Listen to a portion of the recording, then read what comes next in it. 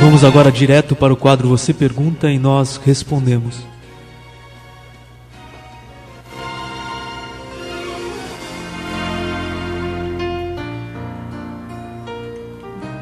Primeira pergunta, pastor, vem da nossa irmã Cirlei e diz assim: a fé é o conhecimento da palavra de Deus?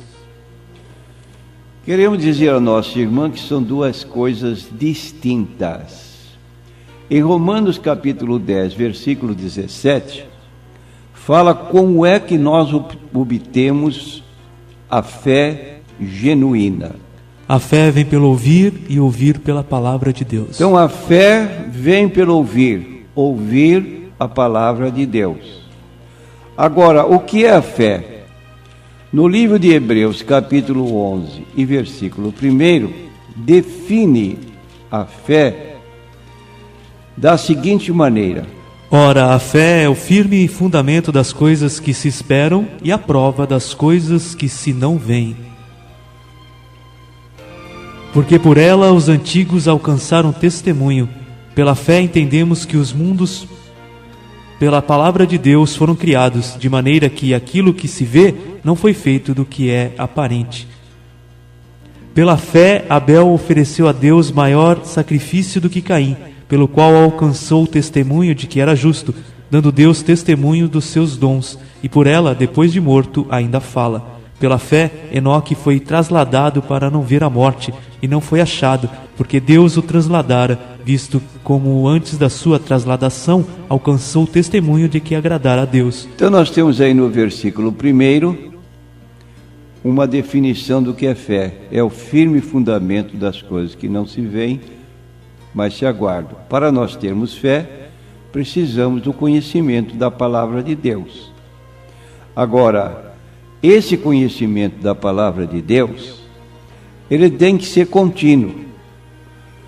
Como Paulo declara em 2 Timóteo, capítulo 1, versículo 5, falando da fé de Timóteo, ele mostra como ele adquiriu aquela fé. Ora, o fim do mandamento é o amor de um coração puro e de uma boa consciência e de uma fé não fingida. Ele fala dessa fé não fingida que lhe foi transmitida por sua mãe, Eunice, e por sua avó, Loide. E no capítulo 3, versículo 15, nós encontramos da segunda carta, nós encontramos Paulo se referindo ao conhecimento bíblico de Timóteo, que viera pelo conhecimento transmitido da palavra de Deus por sua mãe e por sua avó. E que desde a tua meninice sabe as sagradas escrituras, que podem fazer-te sábio para a salvação, pela fé que há em Cristo Jesus. Então aí está, nós temos fé genuína que vem pela palavra de Deus. E agora, depois deste conhecimento da palavra de Deus, a nossa fé pode aumentar, e também o conhecimento da Bíblia deve crescer, como diz 2 Pedro 3,18, crescei na graça e no conhecimento da palavra de Deus. Pode uma pessoa ter conhecimento da Bíblia sem ter fé, e pode a pessoa ter fé sem ter muito conhecimento da Bíblia. O certo é que os dois continuem paralelos, ou seja, avançando na mesma direção, tanto fé como conhecimento da palavra de Deus. Próxima pergunta, pastor, vem do Maurício, lá do Imbaré. Ele diz assim: se Davi estava cantando, dançando e tocando na frente da Arca da Aliança, por que não podemos hoje adotar a mesma dança no templo, durante o culto? O povo de Israel dança até hoje. Ele pede uma explicação. Nós queremos dizer que já nos pronunciamos contra a coreografia nas igrejas pela seguinte razão. É verdade o que o nosso consulente aqui está afirmando. Davi dançou. Onde ele dançou? No transporte da arca, numa numa caminhada, se assim podemos dizer, na transferência do local onde estava a arca para outro local. Agora, não se há nos textos bíblicos indicação de que houvesse qualquer parte do culto realizado dentro do templo que houvesse uma apresentação de coreografia, de danças, que viesse contribuir para o êxito daquele culto.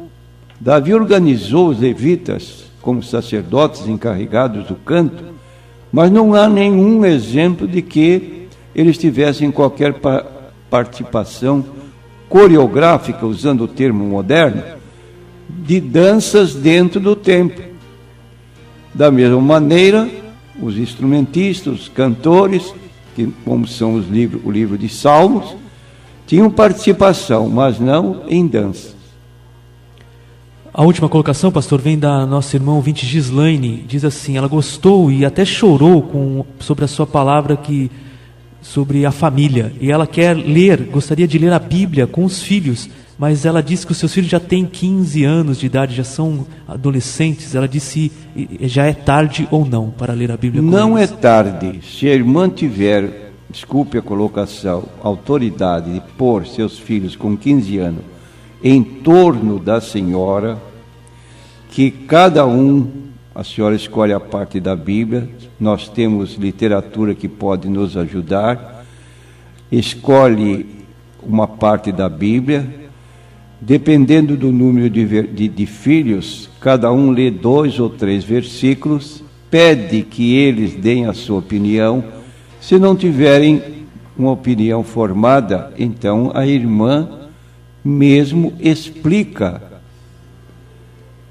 a passagem bíblica lida, e assim sucessivamente, todos participando. Será uma bênção, nunca é tarde.